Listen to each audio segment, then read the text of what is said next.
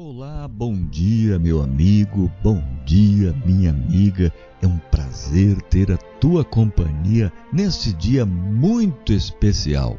Eu sou Carlos Bock e tenho o prazer de estar contigo nessa jornada espiritual de 40 dias com Deus. Estamos na quinta jornada, Intimidade com Deus. E hoje nós já estamos no 19º dia.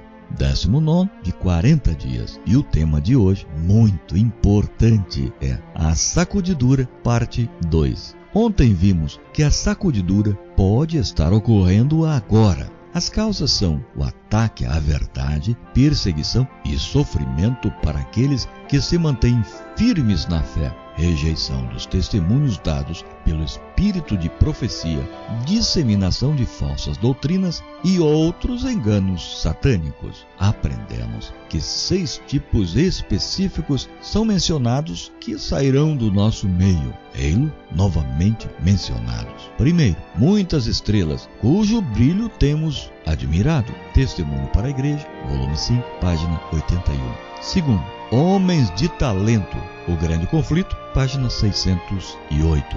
Terceiro, famílias inteiras, testemunho para ministro, página 411. Quarto, grupos inteiros, testemunho para a Igreja, volume 8, página 41. Quinto, a sujeira mundana, o grande conflito, página 608. Sexto, os que aceitam falsas teorias. Hoje vamos continuar o estudo mostrando que não surgirá outro povo para concluir a obra. O que farão os que saírem? Como ficará a igreja? Quantos irão entrar? Resultados da sacudidura. Quem permanecerá e quais são as boas novas da sacudidura? Não surgirá outro povo. Tomais passagem dos testemunhos que falam do fim do tempo da graça, da sacudidura do povo de Deus, e falais da saída dentre esse povo de um outro povo mais puro, santo, que surgirá. Ora, tudo isso agrada ao inimigo. Aceitassem muitos os pontos de vista que avançais e falassem e agissem baseados nisso, e verificamos uma das maiores exibições de fanatismo jamais testemunhadas entre os adventistas do 7º dia. Isso é o que Satanás quer. Mensagens Escolhidas, volume 1, página 179. Ou seja, não existe nem existirá remanescente do remanescente. Essa ideia procede do diabo. O remanescente é purificado pela sacudidura. A palha e a sujeira sairão, o grão permanecerá. Quantos sairão? Primeiro, uma classe numerosa, o grande conflito, página 608. Segundo, proporção maior do que agora podemos prever. Mensagens Escolhidas, volume 2, página 368. Terceiro, multidões, testemunho para a Igreja, volume 4, página 89. O que farão os que saírem? Primeiro, formarão novos grupos. Mensagens Escolhidas, volume 2, página 383. A profecia está se cumprindo. Com os mais diferentes rótulos, esses novos grupos passam a se autodenominar Escola de Missionários, Instituto de Educação e Saúde, Centro de Evangelização, Ministério dos Anjos, Adventistas da História e tantos outros. Fundam movimentos independentes e, com sua capa de santidade, começam com sites na internet, livros, DVDs, panfletos, folhetos, congressos, seminários, etc. Começam de forma sutil para não assustar e depois agem de maneira específica. Divulgam fofocas, suspeitas e calúnias, difamam, semeando desunião, desvinculação e rebelião, pois possuem um senso de superioridade e, independentemente das ideias que propagam, possuem algum ponto básicos em comum. Primeiro, começam dizendo que a igreja está em apostasia e que eles são o povo remanescente, ou seja, um remanescente do remanescente. Ideia contrária à Bíblia e ao espírito de profecia. Ellen White disse claramente que essa ideia agrada ao inimigo. Segundo, depois que conquistam a confiança, os dirigentes desses grupos separatistas solicitam dízimos e ofertas para usarem em seus projetos, ou seja, estabelecem novas organizações e acabam mostrando que, no final das contas, o que querem é dinheiro. Irmãos, não seja enganado. O que for de Deus, a igreja vai apoiar. Mas o que não for de Deus, a igreja vai dizer claramente que não é de Deus e não vai apoiar. A igreja quer e apoia o que vier de Deus para somar a pregação do Evangelho. Mas o que vier para trazer falsos ensinos não vai ter o apoio dela, pois não é de origem divina. Segundo, são traidores e nos acusarão nos tribunais. O Grande Conflito, página 608. Terceiro, ensinarão que não se pode confiar em quem fica do lado da igreja. Quarto, colocar-se-ão como vítimas, perseguidos com a aparência de mártir para enganar os membros da igreja, sendo que eles é que realmente são traidores e perseguidores. Livro Cristo Triunfante, página 125. Como ficará a igreja? Primeiro, a igreja talvez pareça como prestes a cair, mas não cairá. Ela permanece, ao passo que os pecadores de Sião serão lançados fora pelo joeiramento, a palha separada do trigo precioso. Mensagens Escolhidas, volume 2, página 380. Segundo, as fileiras não ficarão menores. Os que são firmes e fiéis preencherão os lugares vácuos deixados pelos que ficam ofendidos e apostatam. Terceiro, Mensagens Escolhidas, volume 3, página 422. Terceiro, não se dividirá. Sei que o Senhor ama a sua igreja. Ela não deve ser desorganizada ou esfacelada em átomos independentes. Não há nisso a mínima coerência. Não existe a mínima evidência de que tal coisa venha a se dar. Aqueles que derem ouvidos a essa falsa mensagem e procurarem fomentar outros serão enganados e preparados para receber mais avançados enganos e virão a nada. Mensagens Escolhidas, volume 2, páginas 68 e 69. Quarto, a igreja prevalecerá. O próprio Cristo disse que as portas do inferno não prevalecerão contra ela. Mateus 16, 18. A igreja é o objeto supremo do cuidado de Deus na terra. Ela é comparada com a menina dos olhos de Deus, como a noiva do Cordeiro, coluna e baluarte da verdade. E há tantas outras metáforas preciosas. Quinto, manterá o ânimo e a firmeza. Naquele tempo, devemos tirar calor da frieza dos outros, coragem da sua covardia e lealdade da sua traição. Testemunho para a Igreja, volume 5, página 136. Sexto, terá mais zelo pela missão. Estamos no tempo da sacudidura, tempo em que cada coisa que pode ser abalada o será. O Senhor não desculpará os que conhecem a verdade, se não obedecerem a seus mandamentos por ação, por palavra e ação. Se não fizermos algum esforço para conduzir pessoas a Cristo, seremos responsáveis pela obra que poderíamos ter feito. Eu vou repetir, viu? O Senhor não desculpará os que conhecem a verdade, se não obedecerem aos seus mandamentos por palavra e ação. Se não fizermos algum esforço para conduzir a Cristo, seremos responsáveis pela obra que poderíamos ter feito, mas deixamos de fazer por causa de nossa indolência espiritual. Os que pertencem ao reino do Senhor precisam trabalhar com zelo pela salvação de pessoas. Testemunho para a Igreja, volume 6, página 332. quantos entrarão para a igreja? Primeiro, muitos retornarão. Testemunhos para a Igreja, volume 6, página 400 e 401. Segundo, multidões em grande número. Esse dia com Deus, página 161.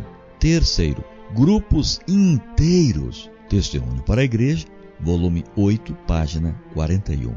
Resultado da sacudidura. Primeiro, purificação pessoal. Segundo, purificação da igreja. Tem surgido pessoas corrompidas que não podem viver com o povo de Deus. Elas desprezam a reprovação e não gostam de ser corrigidas. Tiveram a oportunidade de reconhecer que sua conduta era injusta. Tiveram tempo para arrepender-se de seus erros, mas o eu lhes era muito importante para deixar que morresse. Todos temos razões para agradecer a Deus por ter Ele aberto um caminho para salvar a igreja. A ira de Deus cairá sobre nós se esses corruptos pretensiosos permanecerem em nosso meio. Testemunho para a Igreja, volume 1, página 99. Depois que todos os passos do manual da igreja foram cumpridos, os nomes dessas pessoas que insistem em permanecer com as falsas teorias ou com a vida mundana precisam ser retiradas do rol de membros da igreja. É triste, mas é necessário. Quem permanecerá? Aquele que estiver vivo pela comunhão e ativo na missão. O salmista perguntou: quem subirá ao monte do Senhor? Quem há de permanecer em seu santo lugar? O que é limpo de mãos e puro de coração, que não entrega a sua alma à falsidade, nem jura dolosamente. Salmo 24, 3 e 4. Aquele que mantiver o hábito de comunhão diária, desde a primeira até a última hora de cada dia, seguramente se manterá firme em Cristo.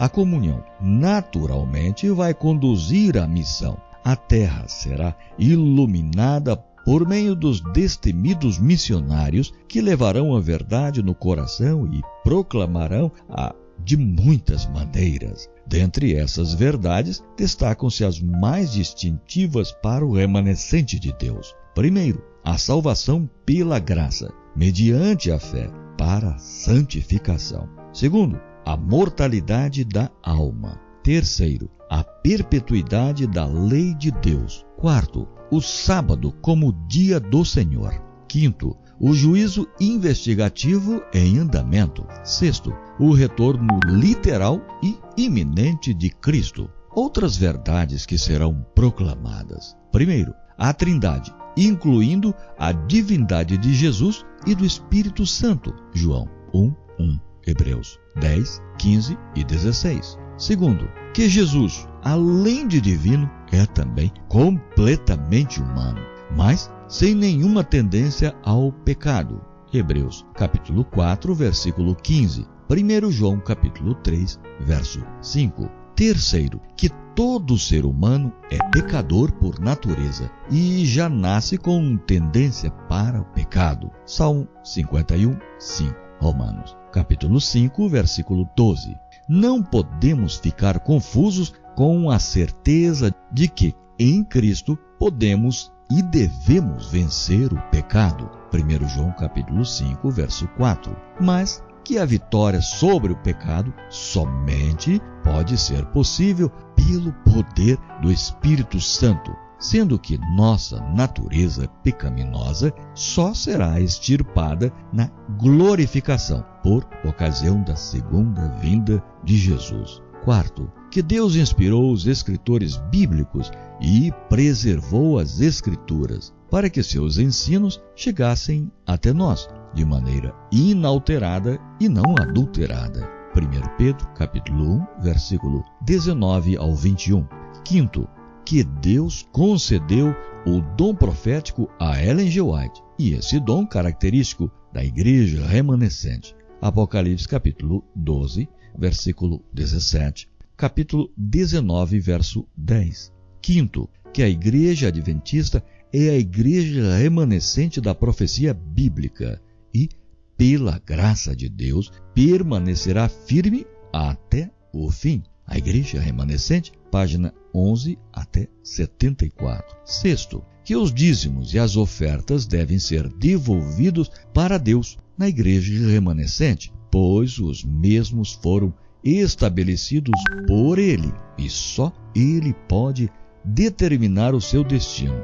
Malaquias, capítulo 3, versículo 10. Sétimo, que somente pela comunhão habitual e diária com Deus é possível receber poder para obedecer. É Cristo quem concede o poder do Espírito Santo para que o crente viva de modo digno, mas a todos quanto receberam, deu-lhes o poder de serem feitos filhos de Deus, a saber, os que creem em seu nome. João, capítulo 1, verso 12. Quando o crente não tira tempo para a comunhão diária com Deus, ele entra em processo de apostasia. Um dia sem Deus é um dia inútil. Todo dia que passou no qual Cristo não teve permissão para entrar na alma é um dia perdido. Texto do livro Esse Dia com Deus, meditação matinal do ano de 1980, página 51. Então, quais são as boas novas da sacudidura? Em primeiro lugar, são as boas novas de certeza, pois a profecia está se cumprindo. O tempo chegou em que tudo o que deve ser sacudido será sacudido. Nós estamos no tempo da sacudidura. Texto: A Mensagem para Hoje, Review and Hair, 18 de junho de 1901, página 387, 388. Em segundo lugar, são as boas novas de vitória. Satanás está bem ciente de que a mais débil alma que permaneça em Cristo é mais que suficiente para competir com as hostes das trevas. O Grande Conflito, página 530. Em terceiro lugar, são as boas novas de esperança. Foi-me mostrado a recompensa dos santos, a herança imortal. Vi também o quanto o povo de Deus tem sofrido por causa da verdade e que consideram o céu muito fácil de alcançar. Reconhece que os sofrimentos do tempo presente não são para comparar com a glória que nele será revelada. Testemunho para a Igreja, volume 1, página 432. É verdade que esses últimos dias são difíceis, como disse Paulo, mas, por outro lado, nossa salvação nunca esteve tão perto como agora. Necessitam-se de uma motivação melhor para se viver desde a primeira até a última hora de cada dia na presença de Cristo. Então, meu irmão e irmã, meu desejo é que mantenhamos firme a decisão que tomamos no Seminário 4. Não posso jogar fora hoje aquilo que lutei a vida inteira para conseguir pelos méritos de Cristo, buscando cada dia, na primeira hora de cada manhã. Certamente não seremos lançados fora do aprisco do bom pastor. Examinando o coração, examinai rigorosamente o vosso próprio coração à luz da eternidade. Não oculteis nada a vosso exame. Esquadrinhai, esquadrinhai, como se disso dependesse a vossa vida, e condenai a vós mesmos, pronunciai a sentença sobre vós mesmos, e então, pela fé, reivindicai o purificador sangue de Cristo para remover as manchas de vosso caráter cristão. Não aduleis nem desculpeis a vós mesmos, tratai honestamente com vossa própria alma. E então, ao vos considerardes pecador, caí completamente quebrantados ao pé da cruz. Jesus vos receberá, tão corrompidos como sois, e vos lavará em seu sangue, purificando-vos da impureza e vos habilitando para a sociedade dos anjos celestiais, num céu puro e harmonioso. Não há ali dissonância nem discórdia, tudo é felicidade, felicidade e alegria. Texto do livro Maranata, o Senhor logo vem, meditação matinal do ano de 1977, página 55. Amanhã será o 20º dia, exatamente a metade de nossa jornada, e o assunto é palpitante: a ira de Deus, parte 1. Eu te espero amanhã. Até lá.